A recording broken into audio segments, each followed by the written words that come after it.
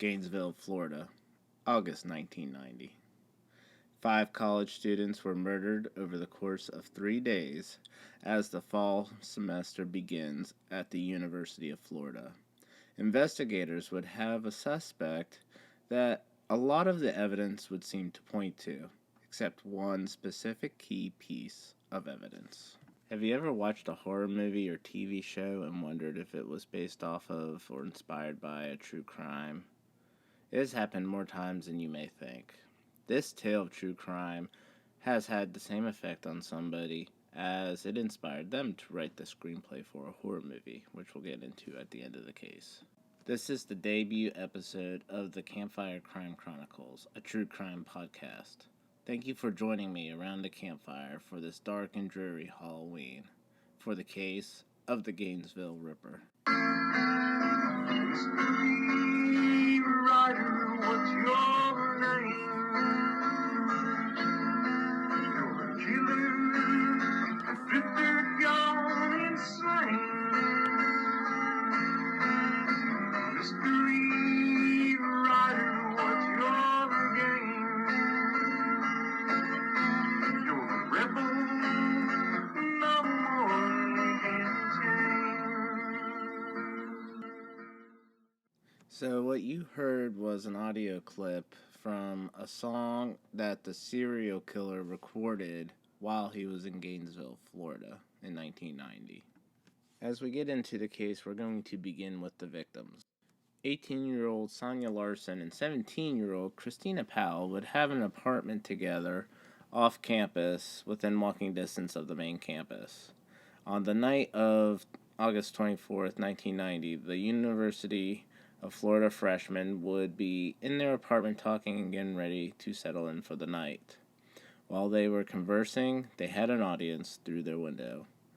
After the girls would go to bed, an unidentified man at the time, that we'll refer to as Ghostface for now, would break into their apartment through the sliding glass door with a screwdriver and K-bar knife.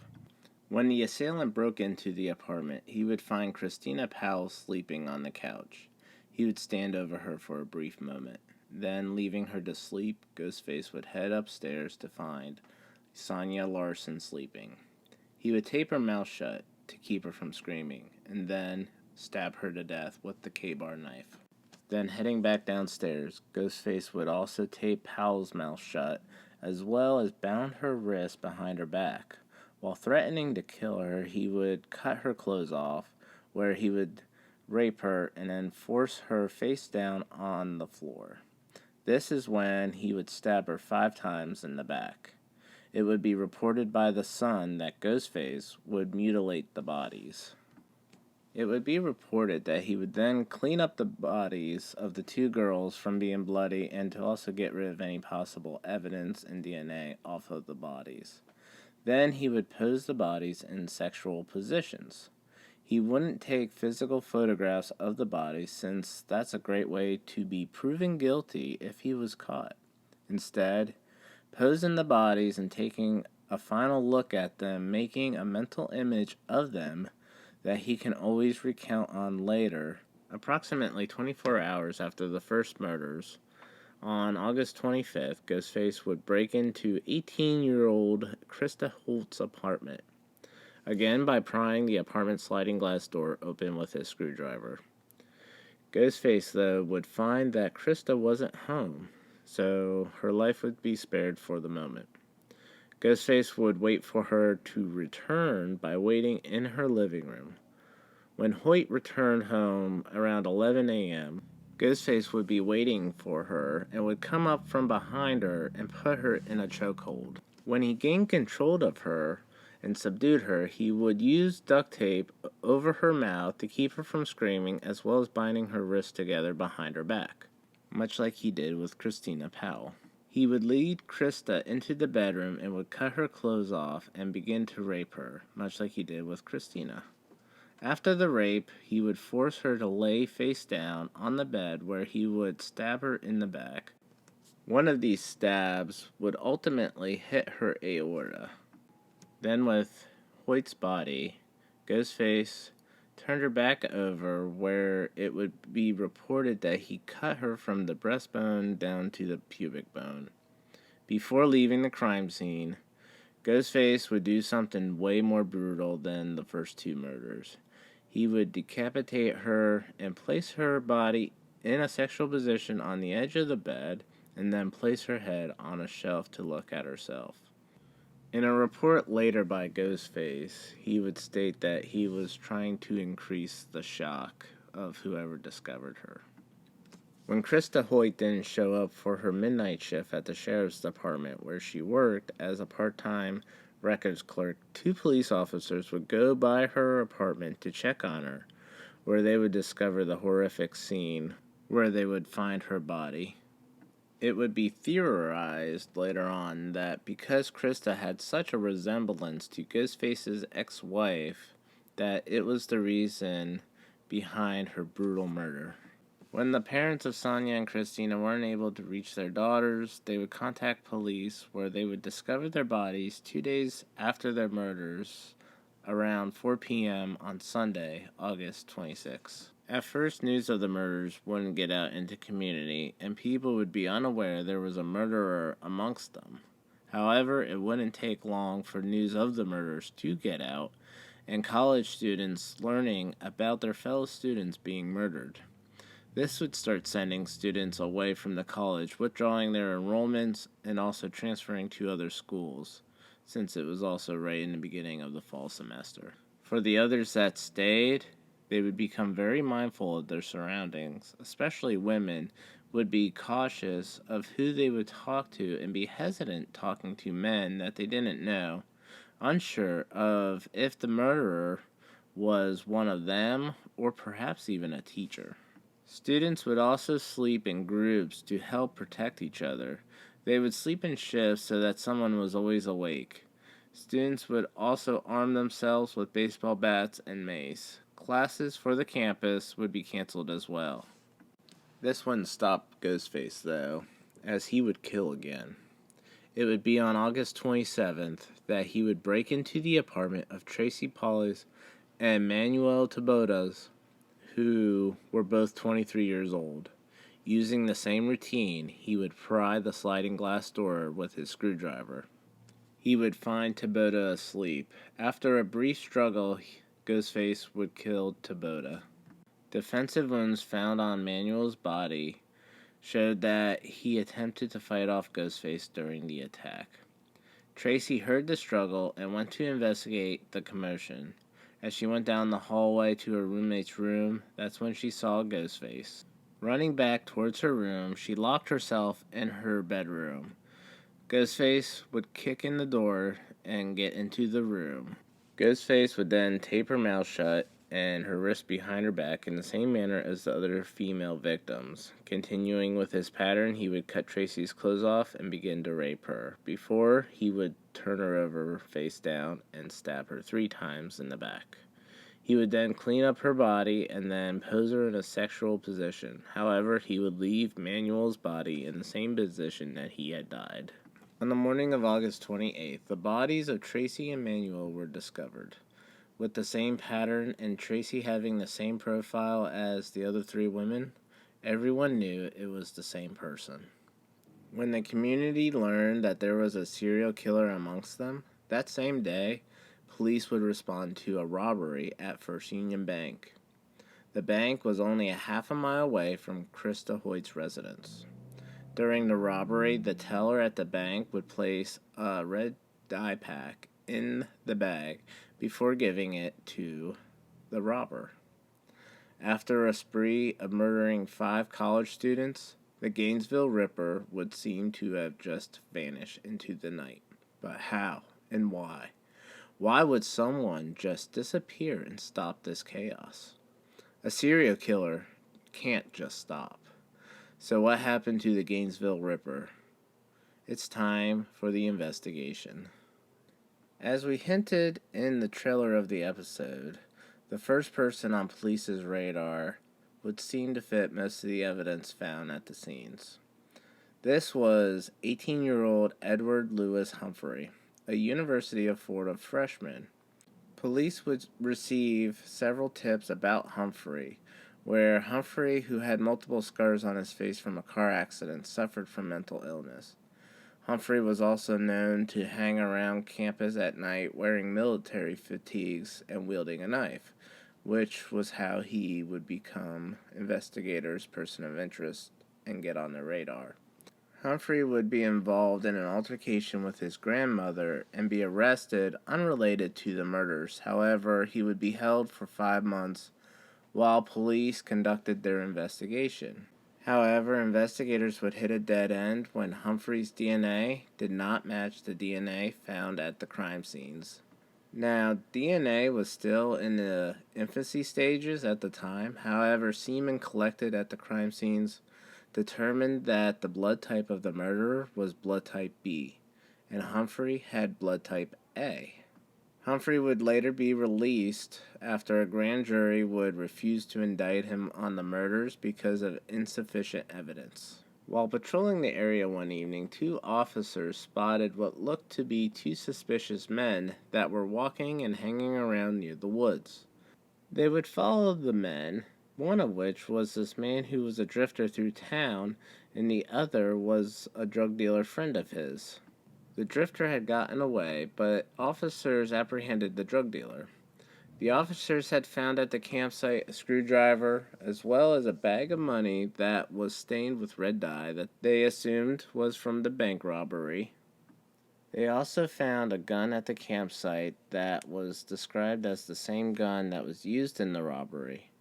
They also found a cassette player with a tape inside, amongst a few other items, including pieces of duct tape. All the items were collected into evidence, not knowing at the time what they had was the evidence for 5 murders. At the time that police found the items at the campsite, they weren't sure what they had in relation to the murders. The drifter would continue stealing from home and gas stations and a Winn-Dixie, which he would be wanted for on September 8th. 2 weeks after the murders. The drifter would be caught in Ocala, Florida, after being in a high-speed chase with police. At this time, police didn't know yet that the drifter and the Gainesville Ripper would have something in common. The murder case would start to go cold for several months, as investigators wouldn't have any new leads to catching the offender. The duct tape that Ghostface would use on his victims, he would remove and take with him as he left the scenes, as to not leave fingerprints. He also used cleaning solvents when he would wipe down the bodies to remove any DNA evidence that would potentially leave behind on the bodies. However, he would leave evidence when he left a paper towel behind at the first murder. It wouldn't be until Don Maines and investigators would receive word about an unsolved triple murder that took place in Shreveport, Louisiana, which would have similar patterns to those murders in Gainesville. Maines would travel to Shreveport to investigate the murders that took place there, and this would be when he would discover that Julie Gissam's body was posed in a similar fashion, much like the women in Gainesville. Maines also learned that there was tape residue that was found on her body, and red wine vinegar was used to clean her body. Maines would also learn that there was a bite mark left on Julie's left breast and had saliva left behind, which confirmed that the offender's blood type was blood type B. While traveling through Florida's Panhandle in August of 1990, it was at the same time that the slayings in Gainesville took place. A woman named Cindy Jurikich heard a news report about the murders, and it made her remember a conversation she had with a man that was staying with her and her husband at the time in Shreveport. She had this hunch and suspected that the same man was responsible for both the murders in Gainesville as well as the unsolved murders in Shreveport. This gave her an eerie feeling, and one day she called Crime Stoppers and told them about a man named Danny Rolling and suggested for them to investigate him. Investigators in Florida would listen to the tapes that were found at the campsite, and one of the tapes said his name. The tapes would have a song that he wrote and sang, which you heard at the beginning of the episode, and others talked about the most effective way of killing deer. The man said something eerie, and I quote, "I have something I have to do," and identified himself as Danny Harold Rolling. This is where investigators learned that the man's name was Danny Rolling. In January of 1991, police would catch a break. With the DNA between Shreveport and Gainesville, the investigators would start collecting DNA from prisoners who were arrested in the previous 3 to 4 months. Maines met with Rolling in prison. Danny would be described as anxious, with consistently moving his left leg in a tapping form and scratching at it. Rolling's DNA was similar enough to the DNA that they had found from the Gainesville murders to be able to charge him with 5 counts of murder. Investigators would learn that Danny was missing part of a finger on his left hand. The FBI that investigated the man who sold Danny the handgun while he was in Sarasota asked about anything that stuck out to him, and he would mention that he was missing a finger. The FBI found that the bank robber was also missing a finger, and a towel found at the scene of the first murders of Sonia and Christina, it had a handprint on it, and the handprint showed that a finger was missing. The investigators learned that the bank robber and the serial killer were the same person.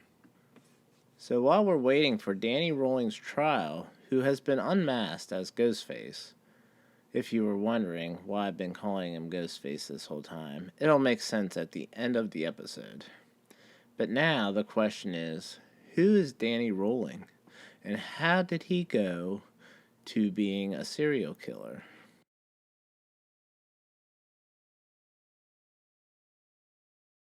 So now we're going to get into the early life and backstory of Danny Harold Rolling, the accused serial killer of 5 college students in Gainesville, Florida, who has been dubbed the Gainesville Ripper. Danny Harold Rolling was born on May 26, 1954, in Shreveport, Louisiana.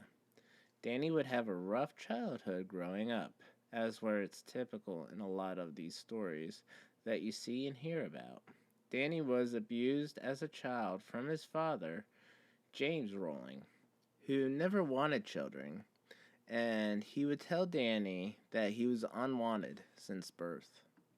The first time that Danny would be abused by his father was as young as 1 year old. And why would a 1-year-old be beaten and abused? According to reports, it would be said it was because he wasn't crawling properly. Danny, along with the abuse, would be beaten by James, who would also beat Danny's mother, Claudia, as well as his brother, Kevin, for doing something as simple as breathing wrong that James wouldn't approve of. Although she would leave or attempt to leave Danny's father, she would always return shortly thereafter. James worked for the Shreveport Police Department as a police officer. He would routinely pin Danny to the ground and then handcuff him, at which he would have the police take Danny away because it would be reported that James was embarrassed by Danny. On another account of James's wrath, he would beat Danny's dog so often that the dog would die in Danny's arms. When Danny was in the 3rd grade, he would fail out of the grade for too many absences for illnesses or quote-unquote illnesses. This would cause his mother to have a nervous breakdown. I would speculate to say it was because of what she feared James was going to do to Danny for failing. Danny had school counselors who would describe Danny as, quote, suffering from inferiority complex with aggressive tendencies and poor impulse control. These characteristics of aggressive tendencies and poor impulse control are classic signs of a serial killer. As we have found out, These characteristics also followed Danny through adulthood. When Danny was 11, he would look into music as an escape from his abusive father. He would play guitar and sing hymn-like songs. Around this time, also, Claudia, Danny's mother, would also be admitted to the hospital for cutting her wrist with a razor blade. Danny would soon find drugs and alcohol, which could pursue him also through his teenage years. When Danny was 14, he was caught peeping into the neighbor's daughter's window, where his father James would beat him once he found out Danny had done this. This is another trait that Danny picks up and continues through adulthood. Struggling to hold a job, Danny would enlist into the military, where the Navy wouldn't take him, so he would go to the Air Force. However, his military life would be short-lived after using too many drugs, which would include acid and taking it over 100 times. Following his discharge, Danny would get married to Omother Hako in 1974. Although it is unknown about how the two met, the cycle of abuse would continue, and then when Danny was 23, him and his wife separated when he threatened to kill her. That same year, in 1977, Danny's ex-wife would leave him and file for divorce. Danny can't move past the fact of losing his ex-wife from divorce. This devastated him. With her choosing to get the divorce and leaving him takes the control away from Danny, which he didn't like. All this would add resentment towards her, a resentment that theorized to fuel his rage. At the time of the divorce, Danny was working in a bakery where he would cut part of his finger off with the bread slicing machine. With everything in the world going wrong for Danny, he would steal his father's gun and begin conducting armed robberies.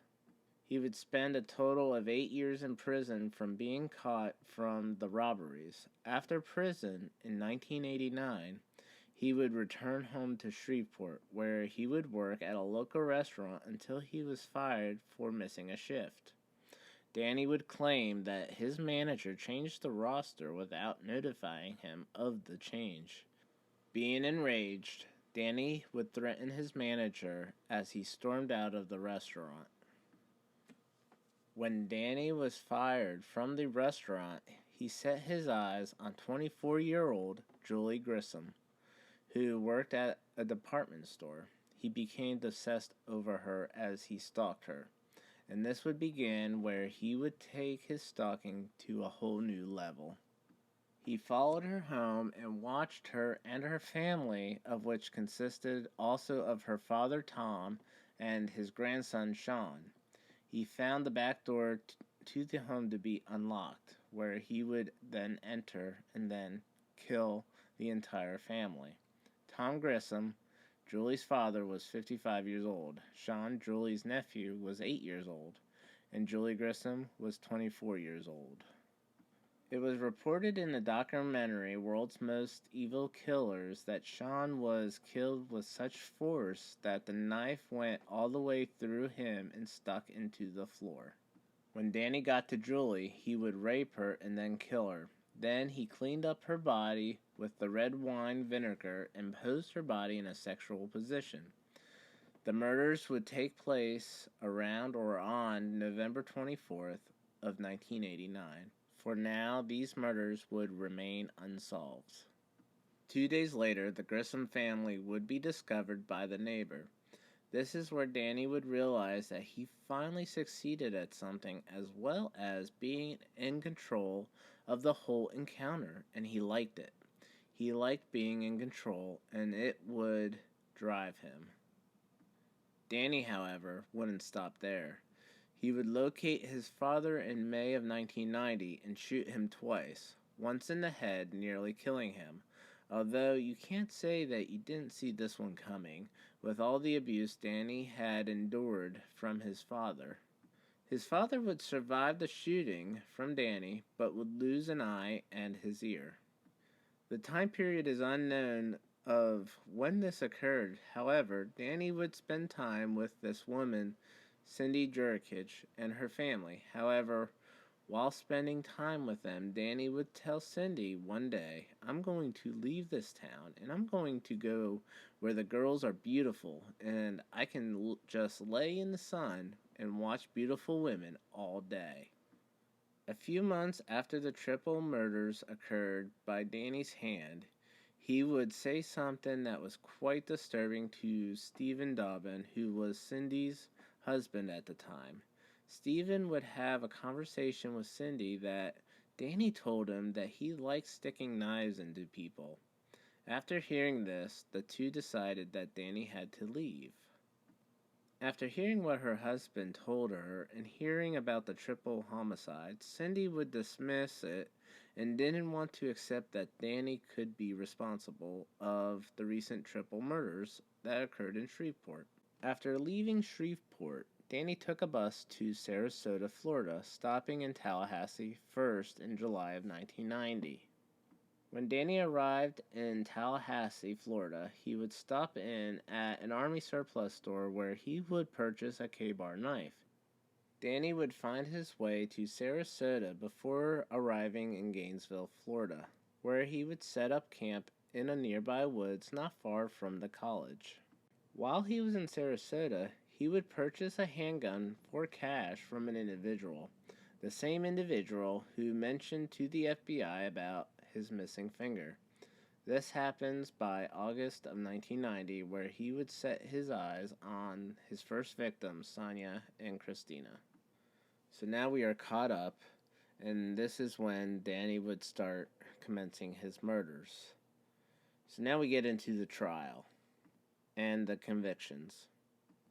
Rolling would enter an initial plea of not guilty, at which this time investigators would start building their case. Rolling would claim that his motive for the murders was that he wanted to, quote, be a superstar like Ted Bundy, and he would blame his heinous acts on an alternate personality that he would call Gemini. Rolling would never achieve his infamous fame or be the household name like that of Ted Bundy. Instead of being glamorized in the media, the authorities would focus on the victims and their families rather than making any mention of Rolling. Rolling would remain in custody until his trial that would be held on February 15th, 1994 in Gainesville, Florida, almost 4 years of when the murders occurred. The prosecution was prepared for an insanity plea. However, he would shock everyone with a guilty plea to all 5 counts of murder. According to CNN, Rolling would make a statement stating, I quote, "Lucifer told me 8 souls for every year that I've done in prison," of which Rolling killed 8 people between the triple homicide in Shreveport and the 5 college students in Gainesville, Florida. After his guilty plea, the 12 jurors would agree on the sentence for the death penalty. Rolling would be sentenced to death on April 20th, 1994. Rolling was executed on October 25th, 2006 by lethal injection after 12 years of appeals filed by Rolling's defense team. He was pronounced dead at 6:13 p.m. The Gainesville murders would inspire screenwriter and actor Kevin Williamson, who was struggling at the time, to write the movie Scream. Kevin was house sitting while watching a TV special about the Gainesville Ripper around the time of Rolling's trial. While he was house sitting, he became paranoid when he noticed a window that was open and had this thought come to his mind that there could be a murderer with a knife stalking him outside of the home, just waiting for a chance to attack him. He would turn his paranoia into a screenplay for Scream and sell it to the Weinstein brothers. There was several other documentaries that were also made over this case, as well as a book that was written by Rowling's fiancée that he was engaged to while he was in prison, which I will get into on a bonus episode. While the murders took place over 3 decades ago, the University of Florida will never forget the tragic time. A 25-foot mural was created to memorialize the victims. The mural is located on 34th Street on a graffiti wall, and it is continually repainted and maintained by the members of the University of Florida Interfraternity Council. That concludes this tale at the campfire. I know there is more information that I didn't include in this story, as there was a lot of information to cover. All resources used to gather the information for this case include, but not limited to, news articles, reports, documentaries, as well as other sources. I appreciate everyone who has gathered by the campfire with me for this case. I hope you enjoyed the debut case for the Campfire Crime Chronicles about the Gainesville Ripper. I don't have the subscription tier set up just yet. However, I hope to have that in the near future, to where listeners can go over to the bonfire for ad-free listening and bonus content. Thanks for joining me, your host Kevin, at the Campfire Crime Chronicles, a true crime podcast.